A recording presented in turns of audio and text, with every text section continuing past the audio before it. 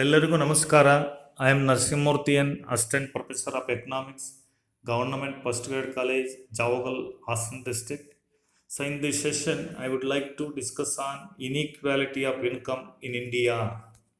ಅಂದರೆ ಭಾರತದಲ್ಲಿ ಆದಾಯ ಅಸಮಾನತೆಯನ್ನು ಕುರಿತು ನಾನು ನಿಮ್ಮೊಂದಿಗೆ ಈ ಸೆಷನ್ನಲ್ಲಿ ಚರ್ಚೆಯನ್ನು ಪ್ರಾರಂಭಿಸ್ತಾ ಇದ್ದೀನಿ.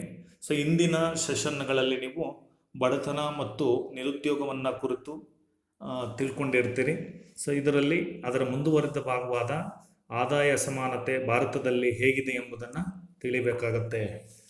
ಭಾರತದ ರಾಷ್ಟ್ರೀಯ ಆದಾಯದ ಗಾತ್ರ ಹೆಚ್ಚಾದಂತೆಲ್ಲ ಅದರ ಅಸಮಾನತೆಯ ಗಾತ್ರವೂ ಹೆಚ್ಚುತ್ತಾ ಹೋಗುತ್ತಿದೆ. ಮೇಲ್ವರ್ಗದ ಕೆಲವು ಜನರ ಬಳಿ ದೇಶದ ಒಟ್ಟು ಸಂಪತ್ತಿನ 35% 60% ಆದಾಯ ಅವರ ಬಳಿ ಕೇಂದ್ರೀಕೃತವಾಗಿದೆ. ಹಾಗೆ ಪ್ರಪಂಚದ ಆದಾಯ ಅಸಮಾನತೆ ಹೊಂದಿರುವ ರಾಷ್ಟ್ರಗಳ ಪಟ್ಟಿಯಲ್ಲಿ ಭಾರತಕ್ಕೆ 3ನೇ ಸ್ಥಾನ ಸಿಕ್ಕಿದೆ ಎಂಬುದು ಗಮನಿಸಬೇಕಾದಂಥ ಅಂಶ. ಇನ್ನೂ ಸರಳವಾಗಿ ಭಾರತದ ಆದಾಯ ಅಸಮಾನತೆಯನ್ನು ಹೇಳುವುದಾದರೆ, ಒಟ್ಟು ಜನಸಂಖ್ಯೆಯ ಕೇವಲ 20% ಜನರ ಬಳಿ ಒಟ್ಟು ಆದಾಯದ ಅಥವಾ ದೇಶದ ಒಟ್ಟು ಸಂಪತ್ತಿನ 80% ಅವರ ಬಳಿ ಕೇಂದ್ರೀಕೃತ ಆಗಿದೆ. ಇನ್ನು ಬಹುಸಂಖ್ಯೆಯ 80% ಜನರ ಬಳಿ ಕೇವಲ ಅಲ್ಪ ಪ್ರಮಾಣದ ಅಂದರೆ 20% ಆದಾಯ ಅವರ ಬಳಿ ಕೇಂದ್ರೀಕೃತಗೊಂಡಿದೆ ಎಂಬುದು ನಾವು ಹೇಳ್ಬೋದು. ಇದರಿಂದ ನಮಗೇನು ಸ್ಪಷ್ಟ ಆಗುತ್ತೆ ಅಂತಂದರೆ, ಭಾರತದಲ್ಲಿ ಆದಾಯ ಎಷ್ಟು ಅಸಮಾನತೆಯಿಂದ ಕೂಡಿದೆ ಎಂಬುದು ಸ್ಪಷ್ಟ ಆಗುತ್ತೆ.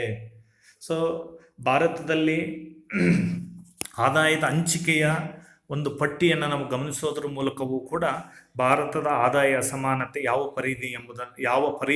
ಪರಿ ಇದೆ ಎಂಬುದನ್ನು ಕೂಡ ನಾವು ಅರ್ಥ ಮಾಡ್ಕೋಬೋದು. ಸೊ ಒಟ್ಟು ಜನಸಂಖ್ಯೆಯನ್ನು ನಾನು 3 ಗುಂಪುಗಳಲ್ಲಿ ಟಾಪ್ 10, ಮಿಡಲ್ 40, ಬಾಟಮ್ 50 ಅಂತೇಳಿ ನಾನು ವಿಂಗಡಣೆ ಮಾಡಿದ್ದೀನಿ. ಸೊ ಟಾಪ್ 10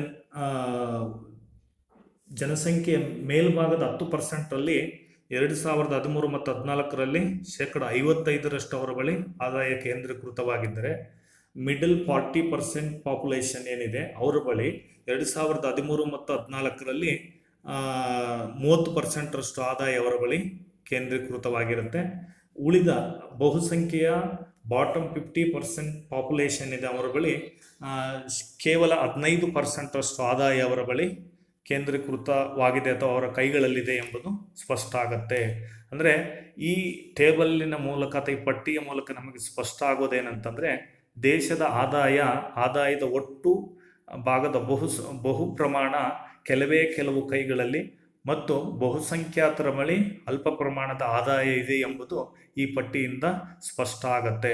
ಸರಿ, ಭಾರತದಲ್ಲಿ ಆದಾಯದ ಅಸಮಾನತೆ ಅಗಾಧವಾಗಿದೆ ಎಂಬುದು ಈ ಮೇಲಿನ ಪಟ್ಟಿಯಿಂದ ನಮಗೆ ಅರ್ಥ ಆಗತ್ತೆ. ಹಾಗಾದರೆ ಈ ಭಾರತದ ಆದಾಯ ಅಸಮಾನತೆಗೆ ಕಾರಣಗಳೇನು ಅನ್ನೋದನ್ನು ನಾವು ಚರ್ಚೆ ಮಾಡಬೇಕಾಗತ್ತೆ. ಭಾರತದ ಆದಾಯ ಅಸಮಾನತೆಗೆ ಹಲವು ಅಂಶಗಳು ಕಾರಣವಾಗಿರ್ತವೆ. ಅವುಗಳನ್ನ ಒಂದೊಂದಾಗಿ ಚರ್ಚೆ ಮಾಡ್ತಾ ಹೋಗೋಣ. ಆದಾಯ ಅಸಮಾನತೆಗೆ ಕಾರಣವಾಗಿರ್ತಕ್ಕಂಥ ಮೊದಲನೇ ಅಂಶ ಅಂತಂದರೆ ಆರ್ಥಿಕ ವ್ಯವಸ್ಥೆ. ನಮ್ಮ ದೇಶದಲ್ಲಿ ಅಳವಡಿಸಿಕೊಂಡಿರ್ತಕ್ಕಂಥ ಅರ್ಥವ್ಯವಸ್ಥೆಯು ಕೂಡ ಈ ಆದಾಯ ಅಸಮಾನತೆಗೆ ತಕ್ಕ ಮಟ್ಟಿಗೆ ಕಾರಣವಾಗಿದೆ ಅಂತ ಹೇಳ್ಬೋದು.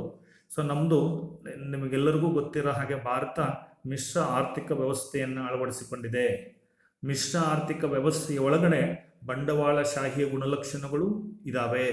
ಎಲ್ಲಿ ಬಂಡವಾಳಶಾಹಿಯ ಗುಣಲಕ್ಷಣ ಇರುತ್ತೋ ಅಲ್ಲಿ ಉತ್ಪಾದನಾಂಗಗಳು ಕೆಲವೇ ಜನ ಹೊಂದಲಿಕ್ಕೆ ಅವಕಾಶವನ್ನು ಈ ಬಂಡವಾಳಶಾಹಿ ಅರ್ಥವ್ಯವಸ್ಥೆ ಮಾಡಿಕೊಡುತ್ತೆ. ಸೊ ನಮ್ಮದು ಮಿಶ್ರ ಆರ್ಥಿಕ ವ್ಯವಸ್ಥೆ ಆಗಿದ್ದರೂ ಕೂಡ ಅಲ್ಲಿ ಬಂಡವಾಳಶಾಹಿ ಗುಣಲಕ್ಷಣ ಇರೋದರಿಂದ ಇದು ಎಲ್ಲೋ ಒಂದು ಕಡೆಗೆ ಆದಾಯ ಅಸಮಾನತೆಗೆ ಕಾರಣವಾಗುತ್ತೆ ಅನ್ನೋದನ್ನು ನಾವಿಲ್ಲಿ ಗಮನಿಸಬೇಕಾಗತ್ತೆ. ಇನ್ನು ಭಾರತದಲ್ಲಿ ಆದಾಯ ಅಸಮಾನತೆಗೆ ಕಾರಣವಾಗಿರ್ತಕ್ಕಂಥ ಮತ್ತೊಂದು ಅಂಶ ಅಂತಂದರೆ ಖಾಸಗಿ ಆಸ್ತಿ ಹಕ್ಕು. ಎಲ್ಲಿ ಬಂಡವಾಳಶಾಹಿ ಅರ್ಥವ್ಯವಸ್ಥೆಯ ಗುಣಲಕ್ಷಣ ಇರುತ್ತೋ ಅಲ್ಲಿ ಖಾಸಗಿ ಆಸ್ತಿನ ಹಕ್ಕು ಇರುತ್ತೆ. ಈ ಖಾಸಗಿ ಆಸ್ತಿ ಹಕ್ಕು ಇರೋದರಿಂದ ಅಲ್ಲಿ ಕಾರ್ಮಿಕ ಮತ್ತು ಮಾಲೀಕರ ಎಂಬ ವರ್ಗ ಸೃಷ್ಟಿಯಾಗಿ ಇದು ಸಮಾಜದ ಅಸಮಾನತೆಗೆ ದಾರಿ ಮಾಡಿಕೊಡ್ತದೆ. ಹಾಗಾಗಿ ಈ ಖಾಸಗಿ ಆಸ್ತಿ ಹಕ್ಕು ಕೂಡ ಭಾರತದಲ್ಲಿನ ಆದಾಯ ಅಸಮಾನತೆಗೆ ಕಾರಣವಾಗಿರೋ ಮತ್ತೊಂದು ಅಂಶ ಅಂತೇಳಿ ಪರಿಗಣಿಸಬಹುದು. ಹಾಗೆ ಆದಾಯ ಅಸಮಾನತೆಗೆ ಕಾರಣವಾಗಿರ್ತಕ್ಕಂಥ ಮತ್ತೊಂದು ಅಂಶ ಅಂತಂದರೆ ಪಿತ್ರಾರ್ಜಿತ ಆಸ್ತಿ ಹಕ್ಕು. ಅಂದರೆ ತಂದೆಯಿಂದ ಮಕ್ಕಳಿಗೆ ಆಸ್ತಿ ವರ್ಗಾವಣೆಯಾಗುವುದನ್ನು ಪಿತ್ರಾರ್ಜಿತ ಆಸ್ತಿ ಹಕ್ಕು ಅಂತೇಳಿ ಕರಿತೀವಿ. ಈ ನಮ್ಮ ದೇಶದ ಒಂದು ಸಮಾಜದಲ್ಲಿ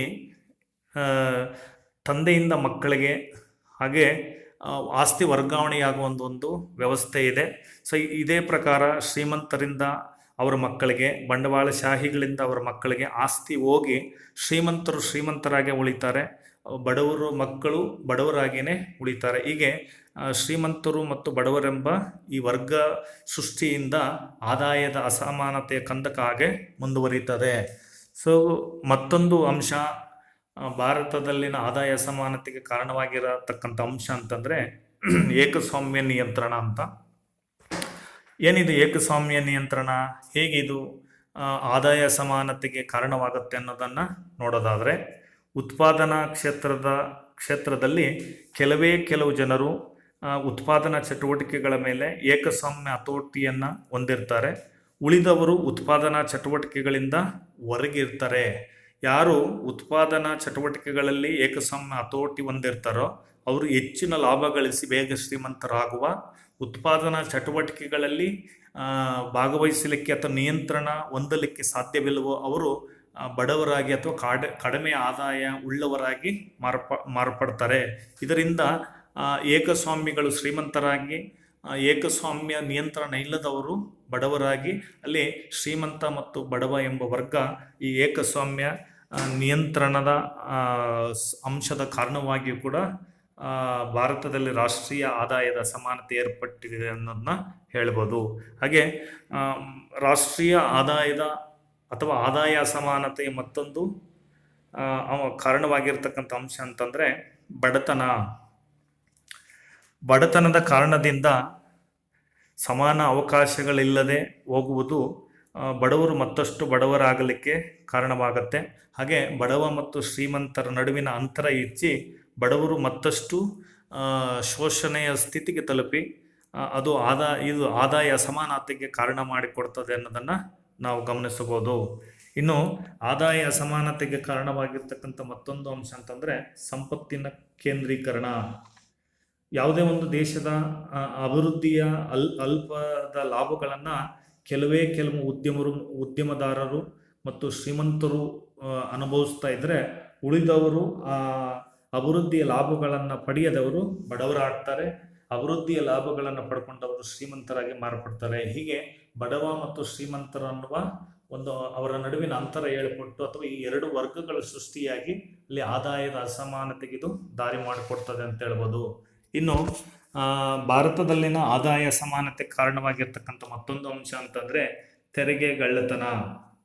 ಶ್ರೀಮಂತರು ಮತ್ತು ಮೇಲ್ವರ್ಗದವರು ಸುಳ್ಳು ಲೆಕ್ಕಪತ್ರಗಳನ್ನು ಸೃಷ್ಟಿಸಿ ತೆರಿಗೆ ವಂಚನೆ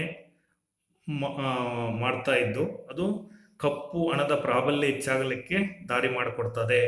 ಸೊ ಹೀಗೆ ತೆರಿಗೆ ವಂಚನೆಯಿಂದ ಶ್ರೀಮಂತರು ಮತ್ತಷ್ಟು ಶ್ರೀಮಂತರಾಗ್ತಾರೆ.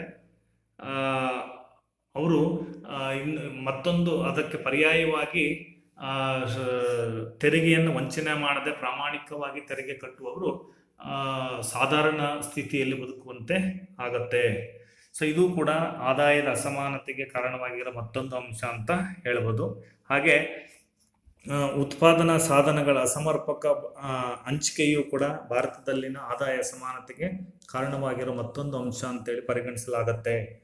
ಅಂದರೆ ಭೂಮಿ, ಬಂಡವಾಳ, ವ್ಯಾಪಾರ, ವಾಹನ, ಯಂತ್ರ, ಕಟ್ಟಡ ಮುಂತಾದ ಸಾಧನಗಳು ಕೆಲವು ಜನರ ಕೈಯಲ್ಲಿ ಉಳಿದಿದ್ದು ಹೆಚ್ಚಿನ ಪಾಲಿನ ಜನರು ಉತ್ಪಾದನೆಯಲ್ಲಿ ಅವಕಾಶ ಪಡೆಯದೇ ಹೋಗಿರೋದು ಕೂಡ ಈ ಆದಾಯ ಅಸಮಾನತೆಗೆ ಕಾರಣ ಅನ್ನೋದನ್ನು ನಾವಿಲ್ಲಿ ಗಮನಿಸಬೇಕಾಗತ್ತೆ.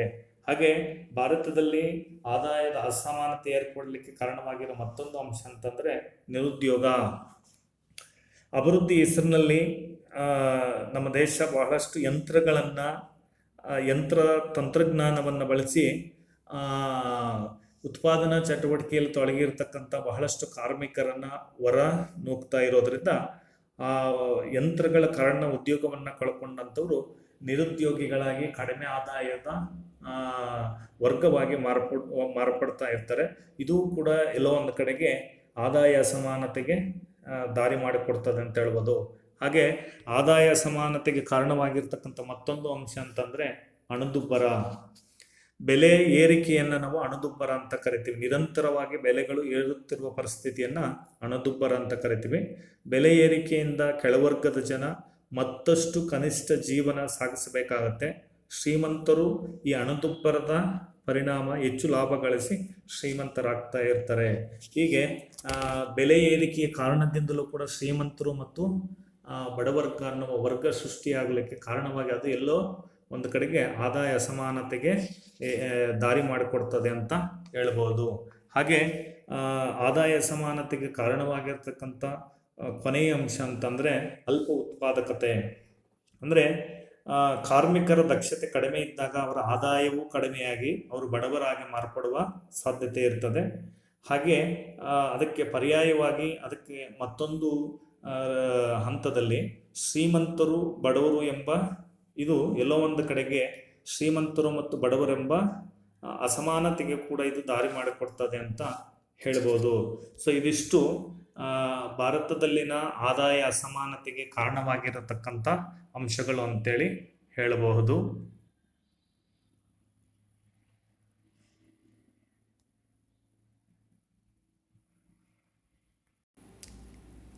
ಸೊ ಇನ್ನು ಆದಾಯ ಅಸಮಾನತೆಯ ಪರಿಣಾಮಗಳ ಕುರಿತು ನಾವು ಚರ್ಚೆ ಮಾಡೋದಾದರೆ, ಆದಾಯ ಅಸಮಾನತೆಯು ಅನೇಕ ದುಷ್ಪರಿಣಾಮಗಳಿಗೆ ಎಡೆ ಮಾಡಿಕೊಡ್ತದೆ. ಆದಾಯ ಅಸಮಾನತೆಯ ಅನಿಷ್ಟಗಳನ್ನು ನಾವು ಒಂದೊಂದಾಗಿ ಚರ್ಚೆ ಮಾಡ್ತಾ ಹೋಗೋಣ. ಸೊ ಅದರಲ್ಲಿ ಮೊದಲನೇದು ವರ್ಗ ಸಂಘರ್ಷಕ್ಕೆ ಇದು ದಾರಿ ಮಾಡಿಕೊಡ್ತದೆ. ಆದಾಯ ಅಸಮಾನತೆಯಿಂದ ಉಳ್ಳವರು ಮತ್ತು ಶ್ರೀಮಂತರು, ಉಳ್ಳವರು ಅಥವಾ ಇಲ್ಲದವರು, ಶ್ರೀಮಂತರು ಅಥವಾ ಬಡವರು ಎಂಬ ವರ್ಗ ಸಂಘರ್ಷಕ್ಕೆ ಇದು ದಾರಿ ಮಾಡಿಕೊಟ್ಟು ಸಮಾಜದಲ್ಲಿ ಈ ರೀತಿಯ ಒಂದು ವರ್ಗ ಭೇದಕ್ಕೆ ಇದು ಎಡೆ ಮಾಡಿಕೊಡ್ತದೆ ಅಂತ ಹೇಳ್ಬೋದು. ಹಾಗೆ ಆದಾಯ ಸಮಾನತೆಯಿಂದ ಉಂಟಾಗೋ ಎರಡನೇ ಪರಿಣಾಮ ಅಂತಂದರೆ ರಾಜಕೀಯ ಪ್ರಾಬಲ್ಯತೆಯನ್ನು, ಶ್ರೀಮಂತರು ರಾಜಕೀಯ ಪ್ರಾಬಲ್ಯವನ್ನು ಪಡಿತಾ ಹೋದರೆ ಬಡವರು ರಾಜಕೀಯ ಪರಿಣಾಮವನ್ನು ಎದುರಿಸಬೇಕಾಗತ್ತೆ. ಸೊ ಇದು ಕೂಡ ಆದಾಯ ಸಮಾನತೆಯ ಮತ್ತೊಂದು ಪರಿಣಾಮ ಅಂತ ಹೇಳ್ಬೋದು. ಹಾಗೆ ಬಡವರ ಶೋಷಣೆ ಆದಾಯ ಅಸಮಾನತೆಯಿಂದ ಹೆಚ್ಚುತ್ತಾ ಹೋಗುತ್ತೆ. ಆಮೇಲೆ ಏಕಸ್ವಾಮ್ಯದ ಸೃಷ್ಟಿ ಈ ಆದಾಯ ಅಸಮಾನತೆಯಿಂದ ಏರ್ಪಡುತ್ತೆ. ಅಂದರೆ ಯಾರು ಆದಾಯ ಜಾಸ್ತಿ ಇರುತ್ತೋ ಅವರು ಹೆಚ್ಚು ಇದನ್ನು ಏಕಸ್ವಾಮ್ಯ ಹತೋಟಿಯನ್ನು ಪಡಿತಾ ಹೋಗ್ತಾರೆ. ಯಾರು ಆದಾಯ ಕಡಿಮೆ ಇರುತ್ತೋ ಅವರು ಏಕಸ್ವಾಮ್ಯ ಹತೋಟಿಯಿಂದ ಹೊರಗುಳಿತಾರೆ. ಸೊ ಹಾಗಾಗಿ ಏಕಸ್ವಾಮ್ಯ ಹತೋಟಿಯ ಸೃಷ್ಟಿಯು ಕೂಡ ಈ ಆದಾಯ ಅಸಮಾನತೆಯ ಪರಿಣಾಮ ಅಂತೇಳಿ ಪರಿಗಣಿಸಲಾಗುತ್ತೆ. ಆಮೇಲೆ ಇದು ಪ್ರತಿಭೆಯ ಏನಾಗುತ್ತೆ, ಶೋಷಣೆ ಕೂಡ ಇಲ್ಲಿ ಸಾಧ್ಯವಾಗುತ್ತೆ. ಆದಾಯ ಸಮಾನತೆಯಲ್ಲಿ ಪ್ರತಿಭೆಯ ಶೋಷಣೆಗೂ ಅವಕಾಶ ಮಾಡಿಕೊಡಲಾಗುತ್ತೆ. ಏನದು ಪ್ರತಿಭೆಯ ಶೋಷಣೆ ಅಂತಂದರೆ, ಬಡವರಲ್ಲಿ ಅಕಸ್ಮಾತ್ ಏನಾದರೂ ಪ್ರತಿಭಾವಂತ ವ್ಯಕ್ತಿಗಳಿದ್ದರೆ ಅಥವಾ ಪ್ರತಿಭೆಗಳಿದ್ದರೆ, ಸೊ ಅವರಿಗೆ ಸೂಕ್ತ ಶಿಕ್ಷಣ ಕೊಡಿಸಿ ಅವ್ರನ್ನ ತಕ್ಕ ವ್ಯವಸ್ಥೆಗೆ ಕರ್ಕೊಂಡು ಹೋಗಲಿಕ್ಕೆ ಅಗತ್ಯವಾದಂಥ ಸೌಲಭ್ಯಗಳ ಕೊರತೆಯಿಂದಾಗಿ ಅವರು ಬಡತನದ ಕಾರಣದಿಂದ ಅಲ್ಲಿನ ಪ್ರತಿಭೆ ಅದು ಅಲ್ಲೇ ಕಮರಿವಾಗುವ ಸಾಧ್ಯತೆ ಇರ್ತದೆ. ಹಾಗೆ ಈ ಆದಾಯ ಸಮಾನತೆ ಅನ್ನೋದು ಅನ್ಡೆಮೊಕ್ರೆಟಿಕ್ ಅಥವಾ ಅಪ್ರಜಾಪ್ರಭುತ್ವ ಅಂತ ಕೂಡ ಇದನ್ನು ಹೇಳಲಾಗುತ್ತೆ. ಏನಿದು ಆ ಪ್ರಜಾಪ್ರಭುತ್ವ ಅಂತಂದರೆ, ಸಾಮಾನ್ಯವಾಗಿ ಪ್ರಜಾಪ್ರಭುತ್ವದಲ್ಲಿ ಸಮಾನತೆಯೇ ಪ್ರಜಾಪ್ರಭುತ್ವ ಅಂತ ನಾವು ಹೇಳಬೇಕಾಗುತ್ತೆ. ಇಲ್ಲಿ ಈ ಆದಾಯ ಅಸಮಾನತೆಯಿಂದ ಇರುವವರು ಇಲ್ಲದವರು ಎಂಬ ಅಸಮಾನತೆ ಇರೋದರಿಂದ ಇದು ಪ್ರಜಾಪ್ರಭುತ್ವ ತತ್ವಕ್ಕೆ ವಿರುದ್ಧವಾದುದು ಅನ್ನೋದನ್ನು ಕೂಡ ಹೇಳ್ಬೋದು. ಆ ಪ್ರಜಾಪ್ರಭುತ್ವದ ವಿರುದ್ಧದ ಸಂಪ್ರದಾಯಕ್ಕೆ ಅಥವಾ ಸನ್ನಿವೇಶಕ್ಕೆ ಇದು ಎಡೆ ಮಾಡಿಕೊಡ್ತದೆ. ಹಾಗೆ ಆದಾಯ ಸಮಾನತೆಯಿಂದ ಅನ್ಯಾಯ ಮತ್ತು ದುಷ್ಕೃತ್ಯಗಳಿಗೂ ಕೂಡ ಇದು ಎಡೆ ಮಾಡಿಕೊಡುವಂಥ ಅವಕಾಶ ಇರ್ತದೆ. ಹಾಗೆ ಆದಾಯ ಸಮಾನತೆಯಿಂದ ಅಗತ್ಯ ವಸ್ತುಗಳ ಕೊರತೆ ಬೀಳುವ ಸಾಧ್ಯತೆ ಇರ್ತದೆ. ಶ್ರೀಮಂತರು ತಮಗೆ ಅಗತ್ಯವಿಲ್ಲದ ವಸ್ತುಗಳನ್ನು ಕೂಡ ಹೆಚ್ಚಿನ ಪ್ರಮಾಣದಲ್ಲಿ ತಮ್ಮ ಆದಾಯ ಹೆಚ್ಚಿರುವ ಕಾರಣ ಅನಗತ್ಯವಾಗಿ ತಮಗೆ ಬೇಡದಿರೋ ವಸ್ತುಗಳನ್ನು ಕೊಂಡು ಮನೆಯಲ್ಲಿ ಸ್ಟಾಕ್ ಮಾಡ್ಕೊಳ್ಳೋ ಕಾರಣ ಬಡವರಿಗೆ ಅಗತ್ಯ ವಸ್ತುಗಳ ಕೊರತೆ ಏರ್ಪಡುವ ಸಾಧ್ಯತೆಯೂ ಕೂಡ ಇರ್ತದೆ. ಸೊ ಇದಿಷ್ಟು ಆದಾಯ ಅಸಮಾನತೆಯ ಪರಿಣಾಮಗಳು ಬಗ್ಗೆ ಚರ್ಚೆ ಆಯಿತು. ಇನ್ನು ಆದಾಯ ಅಸಮಾನತೆಯನ್ನು ಹೇಗೆ ಹೋಗಲಾಡಿಸುವಂಥದ್ದು ಅಂತ ನೋಡೋದಾದರೆ, ಆದಾಯ ಅಸಮಾನತೆಯನ್ನು ಹೋಗಲಾಡಿಸಲಿಕ್ಕೆ ಹಲವು ಪರಿಹಾರೋಪಾಯಗಳಿರ್ತವೆ. ಅದರಲ್ಲಿ ಪ್ರಮುಖವಾಗಿ ಭೂ ಸುಧಾರಣೆಗಳನ್ನು ತರುವಂಥದ್ದು, ಎರಡನೇದು ಏಕಸ್ವಾಮ್ಯ ಹತೋಟಿಯ ನಿಯಂತ್ರಣವನ್ನು ಮಾಡುವಂಥದ್ದು, ಉದ್ಯೋಗ ಮತ್ತು ವೇತನದಲ್ಲಿ ಸೂಕ್ತ ನೀತಿಯನ್ನು ಪ್ರಕಟಿಸುವಂಥದ್ದು, ಹಾಗೆ ಸಾಮಾಜಿಕ ಭದ್ರತಾ ಕಾರ್ಯಕ್ರಮಗಳನ್ನು ಹಮ್ಮಿಕೊಳ್ಳೋದ್ರ ಮೂಲಕ, ಹಾಗೆ ಕನಿಷ್ಠ ಅವಶ್ಯಕತೆ ಯೋಜನೆಗಳನ್ನು ರೂಪಿಸುವುದರಿಂದ, ಗ್ರಾಮೀಣ ಬಡಜನರಿಗೆ ಅನುಕೂಲವಾಗುವ ಕಾರ್ಯಕ್ರಮಗಳನ್ನು ಹಾಕಿಕೊಳ್ಳೋದರಿಂದ, ಹಾಗೆ ಅನುಕೂಲಕರ ಮತ್ತು ಸಮರ್ಪಕವಾದ ಬೆಲೆ ನೀತಿಯನ್ನು ಪ್ರಕಟಿಸುವುದರಿಂದ ಜನಸಂಖ್ಯಾ ಏರಿಕೆಯನ್ನು ನಿಯಂತ್ರಣಕ್ಕೆ ಒಳಪಡಿಸುವುದರಿಂದ, ಸೂಕ್ತ ಮತ್ತು ಪ್ರಗತಿಪರ ಖಜಾನೆ ನೀತಿಯನ್ನು ಅನುಸರಿಸುವುದರಿಂದ ಈ ಆದಾಯ ಸಮಾನತೆಯ ಸಮಸ್ಯೆಯನ್ನು ನಾವು ಸುಲಭವಾಗಿ ಪರಿಹಾರವನ್ನು ಮಾಡ್ಕೋಬೋದು. ಸೊ ಇದಿಷ್ಟು ಭಾರತದಲ್ಲಿನ ಆದಾಯ ಅಸಮಾನತೆಯ ಕುರಿತಾದ ಚರ್ಚೆಯಾಗಿತ್ತು. ವಂದನೆಗಳು.